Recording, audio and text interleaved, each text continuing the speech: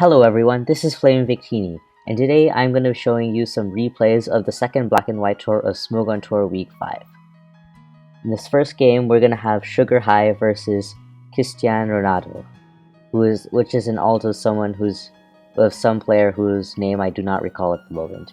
But anyway, let's get right into it. Looking at team preview, Sugar High has a very interesting team. She has a Excadrill triple electric team, which looks pretty interesting. Seems really non-standard, but as you'll see, it ends up working out pretty well. And Cristiano Ronaldo has this very standard looking sand team. So without further ado, let's get right into it. So Cristiano Ronaldo is going to lead off with his Latias, and Sugar High is going to lead with her Thundurus. This is a bad matchup for Sugar High, so she's going to switch into her Celebi, because it can likely tank 2 Draco Meteors. But Cristiano Ronaldo actually misses his Draco Meteor, so he switches out into his Jirachi, and Sugar High takes it as an opportunity to set up her Stealth Rocks. Seeing the bad matchup, she switches out to her Celebi, but the Jirachi does go for Body Slam, and remember that this is Gen 5, so the electric types can get paralyzed. So Cristiano Ronaldo gets that very early paralysis, which could be pretty troublesome for Sugar High, but it would allow her to get off slower Volt switches.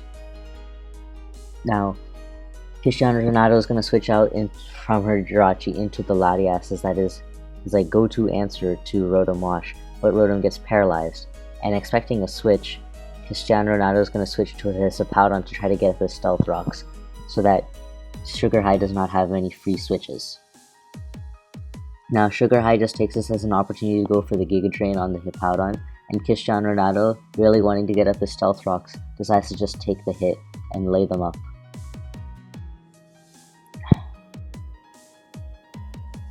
Now, seeing that the Hippowdon is going to be too KO'd, Cristiano Ronaldo switches out to the Jirachi, which can tank pretty much any hit the Celebi has to deal at it. And Sugar High just goes for the second safe Giga Drain. Now, at this point, this is a bad matchup for Sugar High, so she's going to switch out into her Rotom Wash, which is an all-purpose switch into Jirachi unless you get flinched down, which is entirely possible, especially considering that the sand is up, which is wearing down the leftovers recovery. And Cristiano Ronaldo goes for the flinch and doesn't get the flinch or the paralysis, and Sugar High manages to hit the Will-O-Wisp, which is really great for her. And Cristiano Ronaldo stays in again to Iron Head, and Sugar High again does not get flinched or paralyzed and pulls off the Volt Switch, pulling a switch into Excadrill. Now this is a very bad matchup for Cristiano, so he pulls a switch into his Gliscor, making that he can take any Earthquake or anything, but Sugar High actually goes for the Sword stance, predicting that switch. And the Iron Head does not KO, but as you see, Sugar High has the Shucca Berry to tank the Earthquake. And this is looking like a clean sweep because the Sandstorm has been set up, and the Excadrill does have Sand Rush to counteract Sand. And so with the +2, nothing on Cristiano Ronaldo's can tank the hit, especially considering that the Hippowdon has been knocked down to 50%, and his entire team is outsped under Sand, so he just forfeits. So Sugar High wins that round. Let's go on to her next round match.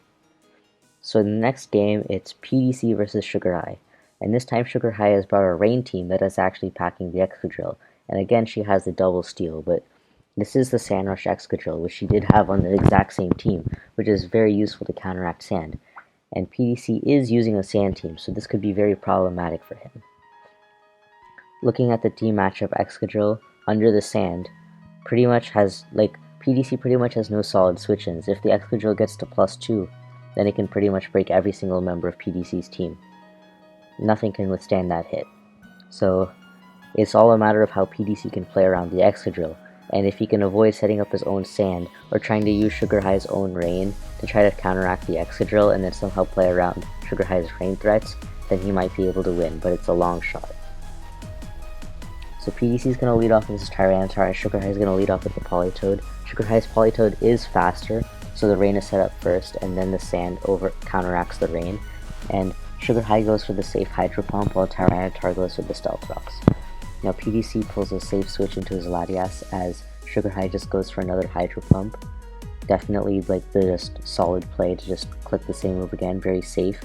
And now Jirachi is a fine switch into Latias, because Latias can't really touch Jirachi much, and especially if the Jirachi has a Wish, then Latias is not really breaking it. But PDC expecting some sort of switch goes for the T-Wave on the Jirachi, or either just expecting the Politoed to slightly scarf to stay in. And Jirachi gets paralyzed on the switch. But now, seeing that the Magnezone has trapped it, Sugar High takes the opportunity to get up her Stealth Rocks as the Magnezone fires off 2 HP fires, and Sugar High is able to U-turn out from a Jirachi into the Politoed. The Magnezone is choice locked into high HP fire, so he has to switch, and having no real solid switch in, he's forced to sack his Tyranitar. But this leaves him in a big predicament, because if Sugar High doesn't bring in her Politoed again, the Excadrill can really break through his team. PDC goes to his Jirachi and fires off a Grass Knot, trying to kill the Politoed actually, but Sugar High pulls a switch into his Jirachi, and it does minimal damage to the Jirachi. Now, interestingly enough here, PDC chooses not to kill the Jirachi with his own Jirachi. I'm assuming he has some move that'll deal 9% to an opposing Jirachi. And this is most likely because if he does do so, he likely does not have Body Slam. So if the Excadrill comes in, it'll get off a free Sword Stance and just win the game. So he has to find some way to play around it to avoid having the Excadrill get a free Sword Stance. And if the Excadrill can't boost, then his Reuniclus or his Garchomp can take a hit and revenge it. So that's how PDC's thinking right now. So he pulls the switch into his Magnezone, as Sugar High just goes for the safe U-turn in case PDC tries to pull some switch, and pulls that switch into her Excadrill. So now immediately the threat is in, but it does not have a chance to Sword Stance. PDC can't afford to switch and risk Sugar High going for the Sword Stance, so he sacks his Magnezone and goes into his Garchomp, thinking that he can revenge the Excadrill. But Sugar High actually goes for the Sword Stance, and as you may have expected from the last replay, this Excadrill is Shuca Berry, so it would have been able to tank any Earthquake, and Fire Fang also probably would not have been able to do enough damage. And PDC, trying to predict some switch, does go for the Dragon Claw, which does not work out either. And so basically PDC is just swept by this Excadrill at +2. Wow, it's amazing that the Excadrill won again. I guess let's just see what goes on in the final round of this Smogon Tour. So here you can see we have Sugar High has brought the same team that she brought in the very first game, the Triple Electric Excadrill team, and Spectorito has a very interesting Latios Kingdra team, and as you can see, you'll see as the game goes on that the sets are really interesting, but it is important to know that Spectorito again has a Tyranitar, which means sand, and I know what you're thinking, Sugar High has a Sandrush Excadrill. What's going to happen in this game? So Sugar High is going to lead off with her Thundurus, and Spectorito leads with the Latios, and Sugar High pulls the switch into the Scizor, as the Latios actually goes for the Dragon Dance, which is really interesting, and Spectorito goes for the Earth Gem boosted Earthquake, which does a solid 65%, as the Scizor goes for the for the U-turn, and looking at the damage, that's definitely like some sort of defensive Scizor, like not choice banded, otherwise that definitely would have killed. But Sugar High chooses to just sack her Celebi to force the Latios into an Outrage and get up her Stealth Rocks so she can revenge the Latios with her Scizor, with the Bullet Punch. And as you can see in this turn, the Scizor is indeed leftovers, but that's not going to matter too much right now as Spectorito goes into his Magnezone and just uses HP Fire to pick off the Scizor. Now at this point, Sugar High goes into the Raikou, and Magnezone can't really touch the Raikou, but Sugar High goes for the Calm Mind as the Magnezone Volt switches out of the Raikou, just general all-purpose play since the Raikou can't really touch the Magnezone either, and pulls the switch into his Tyranitar. And Sugar High's Raikou can't really do too much damage to the Tyranitar, so she just Volt switches out the Calm Mind Volt switch set and switches into the Thundurus, trying to predict some sort of Earthquake or just tank a Crunch if Spectorito did not go for the Stone Edge, but he actually reveals the Dragon Dance and then goes for the Ice Punch right here and knocks out the Thundurus. But Sugar High does have that Sandrush Excadrill, which can very handily revenge kill this Tyranitar with the Iron Head.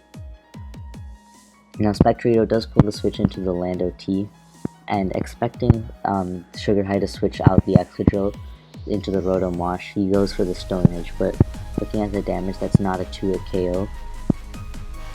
And so he's going to pull the switch out into his Magnezone, as Sugar High goes for the Hydro Pump, the safe play. And Here Sugar High makes a very good play. Instead of killing the Magnezone, she voltages out into the Excadrill, knowing that since this Magnezone is not like very offensively oriented, she can just go into Excadrill, click Earthquake, and then force the Lando T in again. And then since she does have the Sugar Berry, she can Sword Stance freely. But Spectrator trying to catch the Rotom on the switch goes for the Rock Polish, but Sugar High has a Sand Rush boost and is actually faster than the Lando, but so that means Spectrator did not EV his Lando to outspeed Sand Rush Excadrill. But it doesn't end up mattering because it wouldn't end up mattering because Sugar High does have the Sugar Berry to tank an Earthquake. And as you see here, the Excadrill finishes off this game very cleanly. And that's the third Excadrill sweep that Sugar High achieved in this single Smogon Tour.